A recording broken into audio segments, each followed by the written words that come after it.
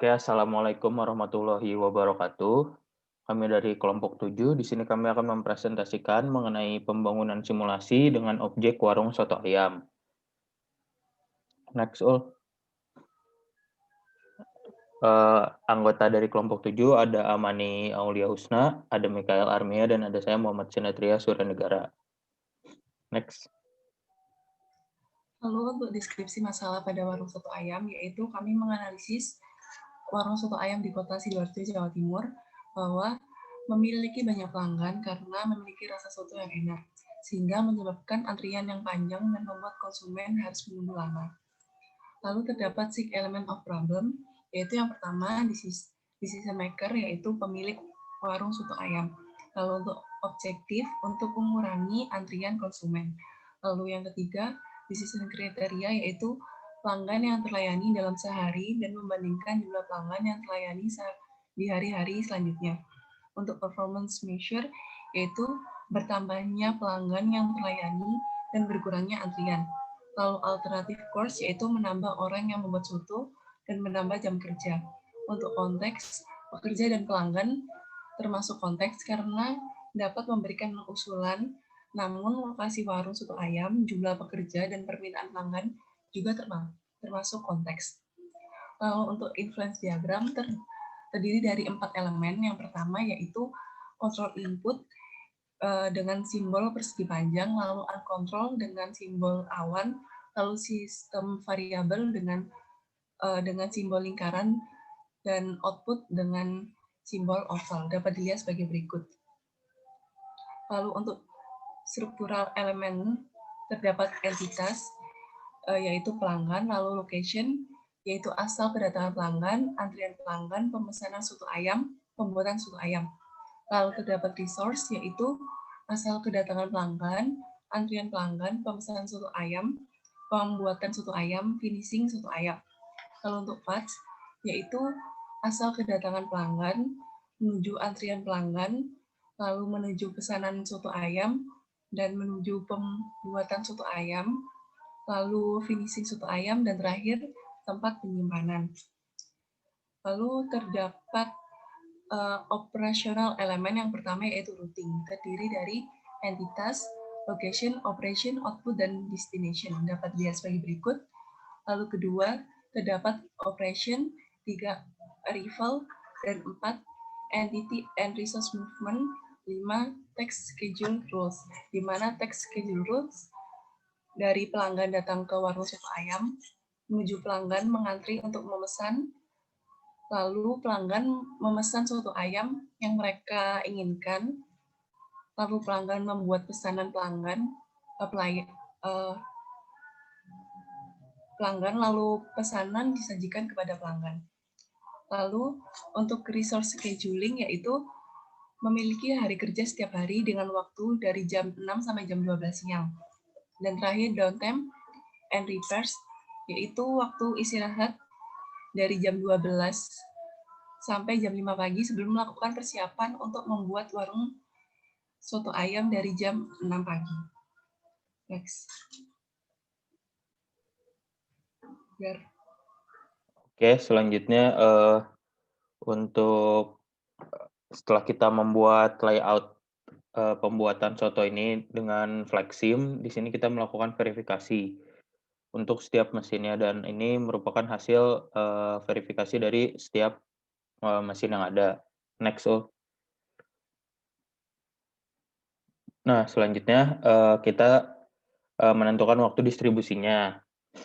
Setelah kita menentukan waktu distribusinya sebagai berikut, lalu kita tentukan batas atas dan batas bawahnya.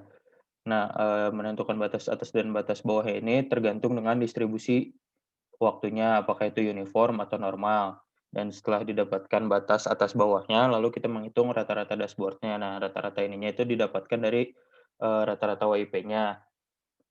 Nah, untuk hasil rata-rata dashboard ini sudah semuanya berada di antara batas atas dan batas bawah, yang artinya semuanya statusnya udah terverifikasi.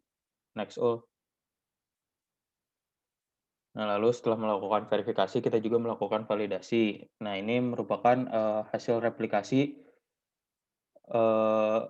dari sistemnya. Nah, ini hasil replikasi ini didapatkan dari TPH atau throughput hour ya. Next. Nah, selanjutnya kita bandingkan antara hasil replikasi antara simulasi dan sistem nyata, dan didapatkan untuk hasil rata-rata dari simulasi itu 169,92 dan sistem nyatanya itu 167,5. Nah, ini tidak terdapat perbedaan yang signifikan antara simulasi dan sistem nyata. Lalu kita juga di sini melakukan normality test untuk membuktikan bahwa data kita itu berdistribusi normal. Dan tabel yang di bawahnya ini adalah tabel untuk well test. Nah, jadi ini merupakan data-data yang dibutuhkan untuk melakukan well test, dan hasilnya didapatkan untuk minus half width-nya itu 0,03 dan plus half width-nya itu 4,81. Next all. Nah, lalu ini merupakan output analisisnya. Jadi ini merupakan gambar flexim yang kita buat untuk antrian soto ayam ini. Nah, jadi hasilnya itu untuk maksimal porsinya itu maksimal kontennya itu 144 per hari, dan untuk antriannya itu 7 pelanggan. Next all.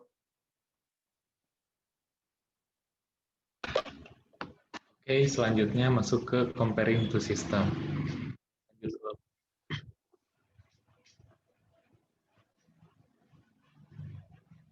Nah, di sini bisa kita lihat ada perbedaan antara alternatif 1 dan alternatif 2, di mana alternatif 1 ini ada penambahan 1 mesin pembuatan soto, sedangkan alternatif 2 ada penambahan 2 mesin soto ayam. Next. Nah, di sini merupakan tabel hasil running software Flexim selama 7 jam terhadap alternatif 1 dan juga alternatif 2, di mana alternatif 1 berada di sebelah kiri tabelnya, yang alternatif 2 berada di sebelah kanan. Nah, untuk outputnya didapatkan dari TPH masing-masing alternatif. Nah, di sini output dari alternatif 1 ini, antrian pelanggannya ada 7, sedangkan output dari soto ayamnya 231. Sedangkan untuk alternatif 2, antrian pelanggannya 2, dan output soto ayamnya 234. Next go. Nah, selanjutnya kita masuk ke fulfillment, di mana untuk memenuhi target yang belum terrealisasikan, terdapat 2 alternatif, seperti yang tadi sudah saya jelaskan, yaitu alternatif 1 dan juga 2. Nah, pada alternatif 1 ini terdapat output sebesar 106,17 soto ayam, di mana rata-rata output ini lebih besar dari rata-rata output sistem nyatanya.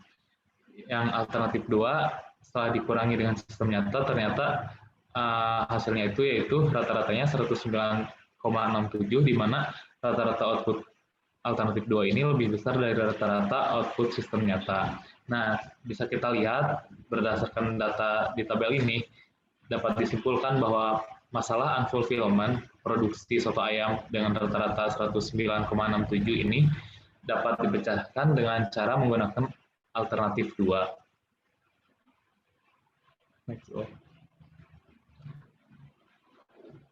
Mungkin cukup sekian presentasi yang dapat kelompok kami sampaikan. Mohon maaf apabila banyak kesalahan. Wassalamualaikum warahmatullahi wabarakatuh.